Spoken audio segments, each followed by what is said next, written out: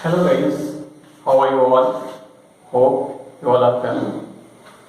सब लोग fit and fine होंगे आई थिंक. मैं Nitesh. Today we are going to study a very very important topic. आज हम बहुत ही इंपॉर्टेंट टॉपिक फिजिक्स का पढ़ने जा रहे हैं जो मैक्सिमम हम यूज करते हैं, बट उसका डेरिवेशन करने में बहुत ही प्रॉब्लम्स होती हैं, बहुत ही ज़्यादा प्रॉब्लम्स आती हैं स्टूडेंट्स को. तो सो प्लीज़ आप इसको एक बार प्रॉपरली वॉच करिए कि कैसे हम इक्वेशन ऑफ मोशन का डेरिवेशन करेंगे. इक्वेशन ऑफ मोशन आप क्लास 9 में पढ़ते हो, क्लास 11 में. Difference is there, we are proving by the integration method and but in class 9 we are studying by graphical method. तो first we will explain today graphical method, but in next video we will explain these equations by integration method, that in how by integration method we can solve कि हम इनको integration method से कैसे कर सकते हैं. और one thing more I am telling to you बेटा, never try to learn physics. Physics को कभी भी लर्न करने की कोशिश आप मत करिए. अगर आप करेंगे तो you cannot, बहुत ही मुश्किल होगा. हो सकता है आप कर दो, but after exam again you forget. You mingle the things, you mingle the concept. That problem may be created. Okay, तो so please try to understand it. बहुत ही इजीली आपको समझाने वाला हूँ, बहुत ही इजी, और आप एक बार में इसको समझ जाएंगे. क्लियर? तो so please watch full video. Okay, तो फर्स्ट ये mention here some keywords.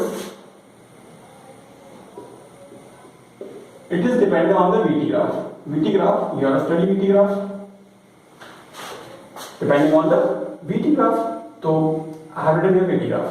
And one condition of VT graph is there when an object is moving with uniform acceleration. When an object is moving with uniform acceleration, but initial velocity is not zero. What the condition is there? Which condition we are going to use? When an object is moving, when an object is moving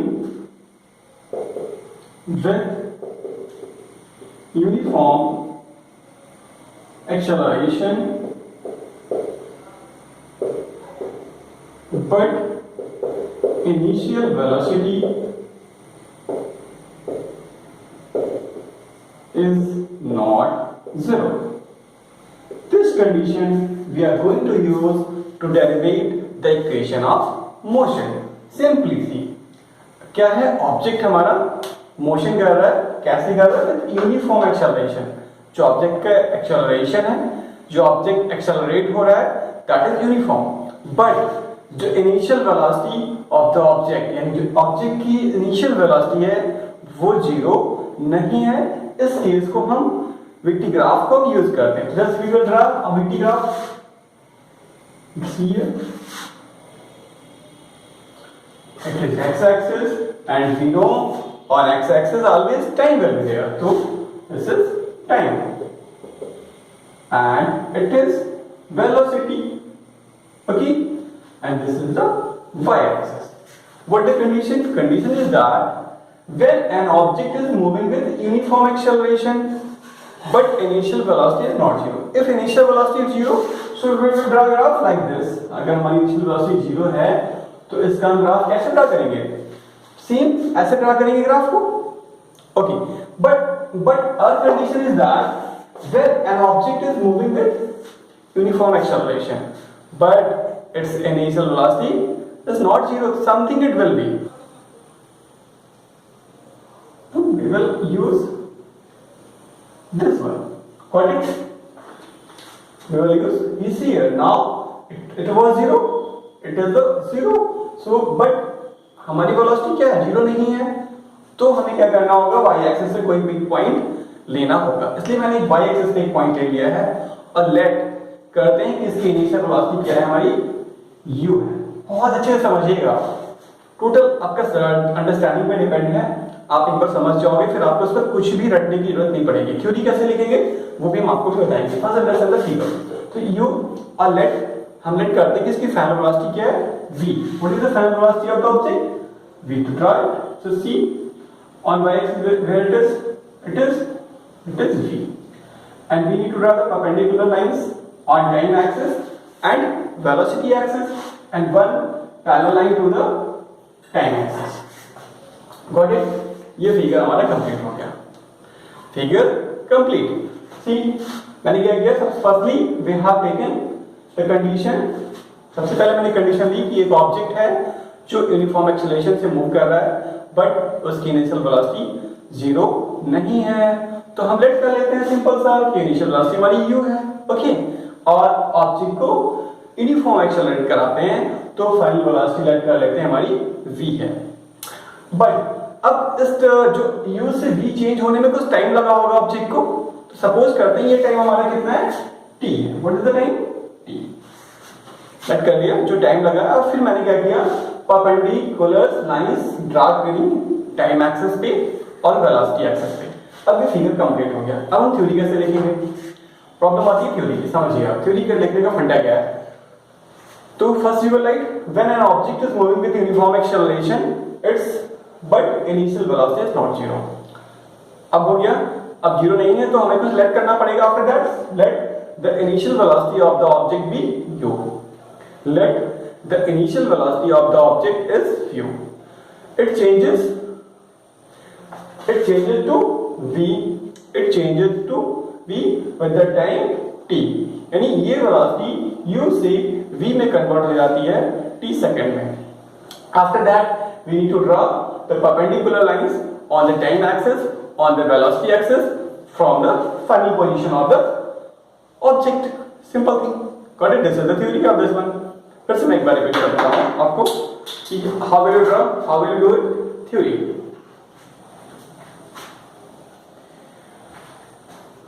C first सबसे पहले हम write करेंगे when an object is moving in uniform acceleration but its initial velocity is not zero. तो zero नहीं होगी तो हमें late करना पड़ेगा.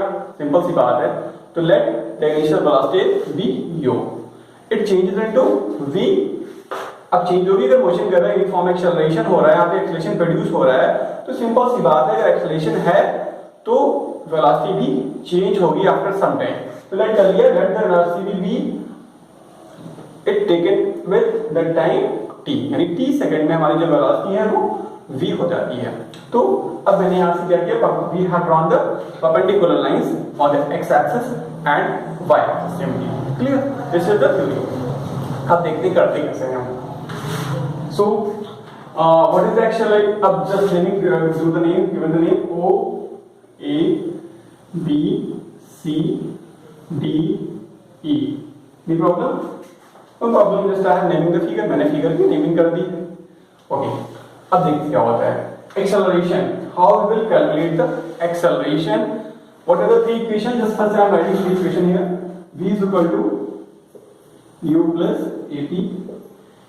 S is equal to ut plus half at square and v square is equal to u square plus 2as. These are the three equations we are going to derivate. ये हमारी three equations हैं जिनको हम derivate करने जा रहे हैं. ठीक है. तो acceleration क्या हमारा slope है? ce is the slope है. acceleration नहीं है. बताइए क्लास. चलिए बेटा सिंपल सी बात है. acceleration हमारा क्या है? slope. c जो हमारा slope है यही तो हमारा एक्सेलरेशन है. नहीं है तो इसको फाइंड आउट करने के लिए हम क्या करेंगे? Tell me. सिंपल थिंग बताइए आप लोग. इस स्लोप को फाइंड आउट करने के लिए आप क्या करेंगे? What is the formula? v2 v1 upon 10. तो एक्सेलरेशन क्या होता है? सिंपल थिंग आप समझ सकते हो. What is acceleration? Acceleration is the change rate of velocity. यानी जो वेलोसिटी को चेंज होने की रेट है उसे हम एक्सेलरेशन बोलते हैं. तो चेंज रेट को हम कैसे डिनोट करेंगे? Final velocity minus initial velocity upon time. Final velocity minus initial velocity upon time. तो acceleration is equal to what will it will ac minus and ac हमारा फाइनल पॉइंट है. c is the final point of the slope. तो ac किसके equal होगी बेटा? od. We can write od minus ab. ab is equal to oe upon time is oa. Just put the values. od is here. v minus u upon t. Now cross multiply. तो AT is equal to V minus U. You need to transpose U towards left side. So AT plus U is equal to V. That's why we can write V is equal to U plus ET. Simple सी first equation हमारी derivate हो जाती है। देख लीजिए मैंने क्या किया है यहाँ पे, acceleration is equal to OD minus, because acceleration slope हमें फाइंड आउट करना है, वो final velocity minus initial velocity upon time. तो देखिए हमारा क्या है फाइनल पे AC है यहाँ पे बेटा, तो AC is equal to OD. That's why I have written in place of AC OD written, and after that AB is equal to OE. So I have written OE upon time is OA upon OA. So we need to put, मैंने इसकी values put कर दी और cross multiply से ये हमारी equation derivative हो गई। This was the first equation of motion.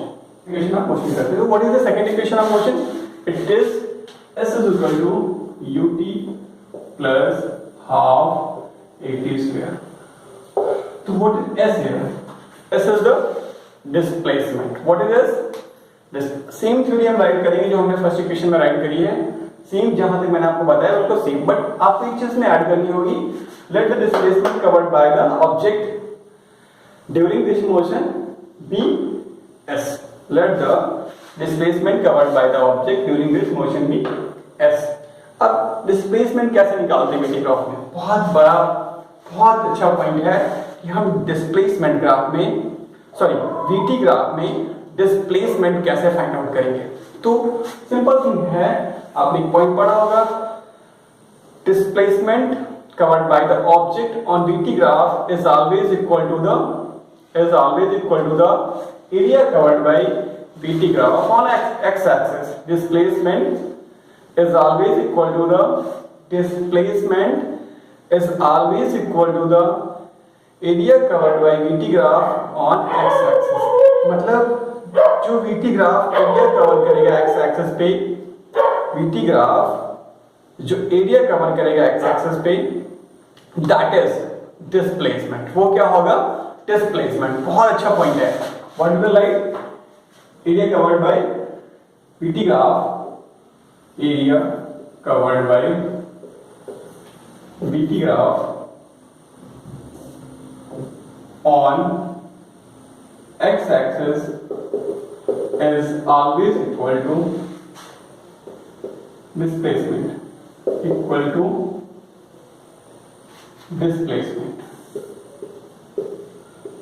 Okay, ये पॉइंट आपको मेंशन करना पड़ेगा।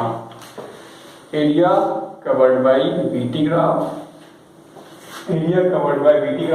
on x-axis is always equal to displacement. It means जो हम VT ग्राफ पे एरिया कवर करते हैं, x-axis पे VT ग्राफ कवर करता है, वही हमारा क्या है? वही हमारा डिस्प्लेसमेंट है। ओके, ठीक है। अब देख लीजिए, अब हमारा स्लोप क्या है यहाँ पे?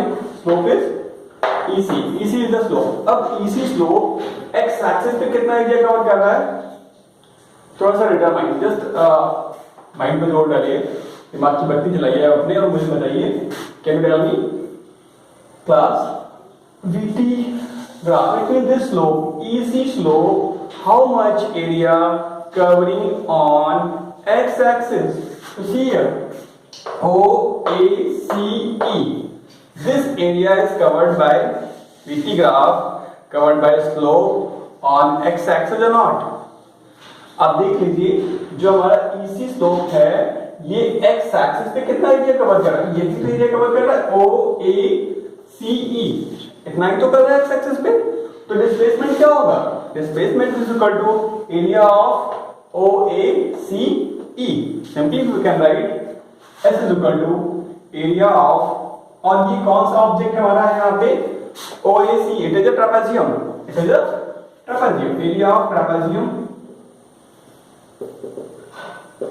OAC। ठीक है। अब प्रॉब्लम आती है, ट्रापेजियम का फॉर्मूला क्या होता है एरिया फाइंड आउट करने का? What is the formula to find out the area of trapezium? बहुत मुश्किल है ना? नहीं मुश्किल है, simple thing, 1/2 sum of parallel sides into altitude। So right here S is equal to 1/2 sum of parallel sides, short में लिखना है बट आपने लिखिएगा शॉर्ट में, इनटू एल्टीट्यूड। ओके तो see here what are the parallel sides in OAC। अब OAC में parallel sides हमारी क्या है, OE plus AC, right here 1/2 OE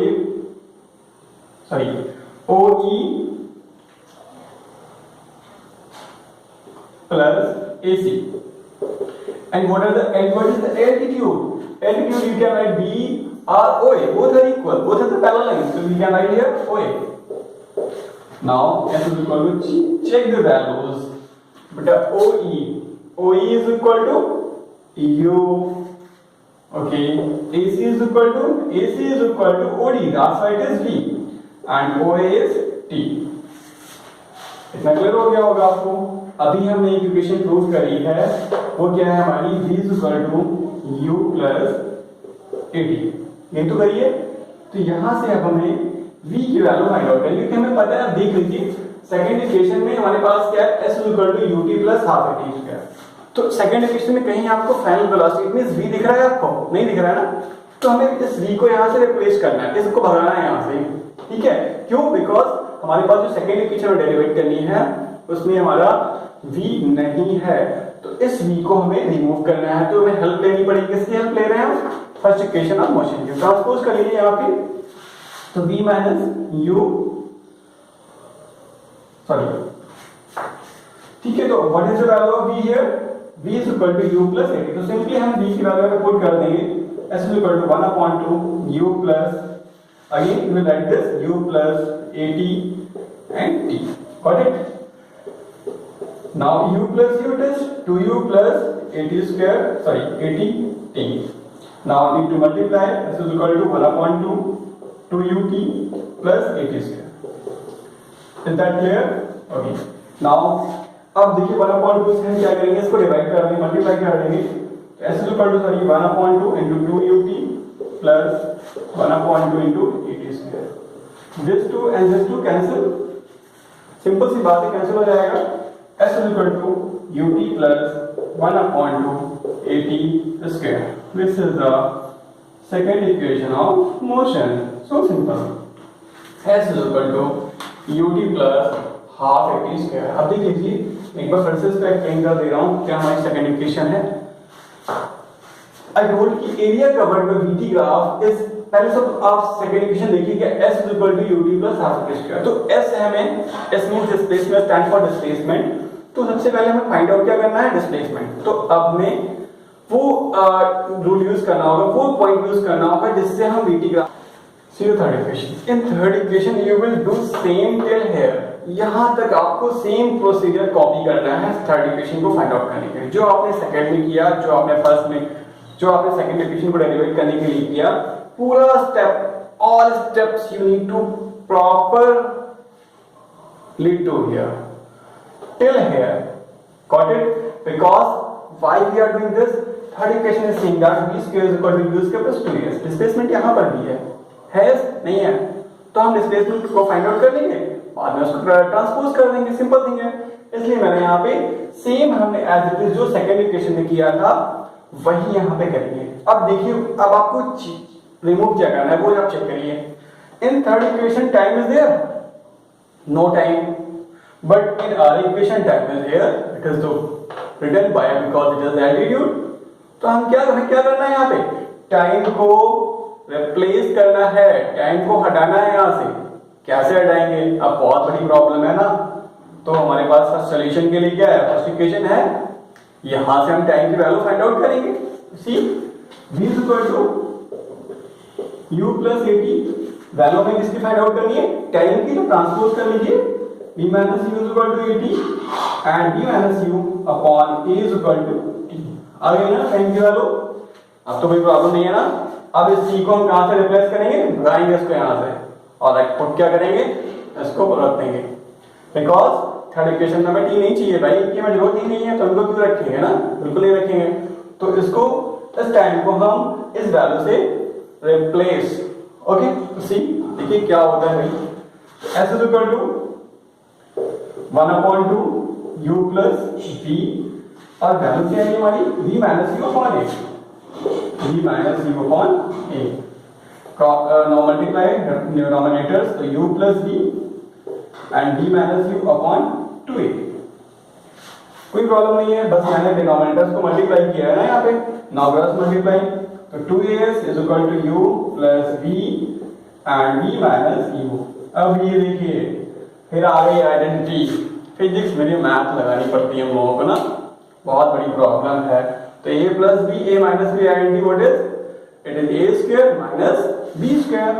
we can write 2as is equal to b square minus u square. Transpose कर लीजिए इसको, चाहे आप इसको इस फॉर्म में भी रख सकते हैं, this is also, otherwise you can write b square is equal to u square plus 2as। This is the third equation. आप इस फॉर्मेट में इसको यूज कर सकते हैं, इसको भी कर सकते हैं, ट्रांसपोज करेंगे u स्क्वायर को तो it will be positive. Clear? I hope ये आपको ऑल थ्री इक्वेशंस क्लियर हो गई होंगी। कमेंट में बताइएगा आप मुझे कमेंट सेक्शन में, ये टॉपिक फुल्ली आपको कवर हुआ, बहुत ही इंपॉर्टेंट है। और इसके सेकेंड वीडियो में हम आपको बताएंगे कैसे आप इंटीग्रेशन से, वो क्लास 9 का टॉपिक नहीं है, that is the topic of class 11 कि इंटीग्रेशन मेथड से हम कैसे इक्वेशन ऑफ मोशन को डेरिवेट करेंगे। क्लियर? तो प्लीज आप मुझे कमेंट सेक्शन में बताइए कि आपको वीडियो कैसा लगा, और watch full video. Clear? After that, we will provide the second video on the same topic, but method is different. That is the integration method. That is not for the class 9th student. That will be for the class 11th student. So please, guys, keep watching the videos and do your practice. Practice करिए, इसकी लिए practice आपको करनी पड़ेगी। अगर आप एक बार solve कर लेते हो, समझ लेते हो, फिर आप उसको 1 or 2 टाइम रिपीट करिए, कभी नहीं भूलोगे। और थ्योरी लिखने के लिए बिल्कुल भी रट्टाफिकेशन मत करिए, मैं बिल्कुल एडवाइस नहीं करूंगा आपको, बिल्कुल भी मत रटिए। ट्राई टू अंडरस्टैंड, उसको समझिए ग्राफ से, पहले फिगर ड्रा करिए और फिर उसको खुद से लिखने की कोशिश करिए, जो मैं आपको बता रहा हूं, बिल्कुल आपको इजी हो जाएगी physics. Clear students? Okay, thank you everyone.